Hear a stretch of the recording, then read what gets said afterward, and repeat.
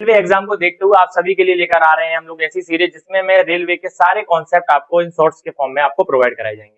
तो उसमें पहला कॉन्सेप्ट समझते हैं कि पहला कॉन्सेप्ट जो दिया गया वो क्या है।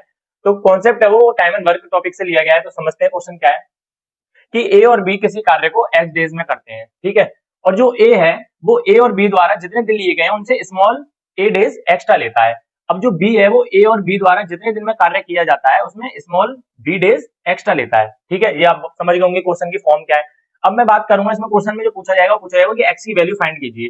तो एक्स की वैल्यू क्या होगी कि रूट ए बी, ये आपको याद रखना है, मतलब एक्स की वैल्यू निकल जाएगी। अब इस पर हम क्वेश्चन कर लेते हैं तो आपको ये कॉन्सेप्ट जो क्लियर हो जाएगा। तो मैं आपको क्वेश्चन बता देता हूँ पढ़ के कि क्वेश्चन क्या है कि एक्स और वाई किसी कार्य को करते हैं, ठीक है। अब एक्स अकेला जो है वो एक्स अकेला है, वो एक्स और वाई द्वारा जितना भी कार्य किया जाता है या जितने भी दिन लिए जाते हैं उनसे 12 घंटे अधिक लिया जाता है, ठीक है। वही वाली बात आ गई।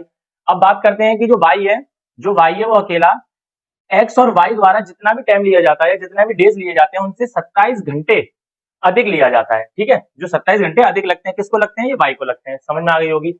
अब मैं बात करता हूँ मेरे को निकालना क्या है वो देख लेते हैं। तो एक साथ कार्य पूरा करने में कितना समय लगेगा। तो सेम वही बात है, मैं एक्स की वैल्यू निकालूंगा। एक्स की वैल्यू क्या निकलेगी, रूट ए बी। तो रूट ए बी क्या है, जो हमारा एक्स्ट्रा मिल रहा है इधर से, इधर 12 मिल रहा है।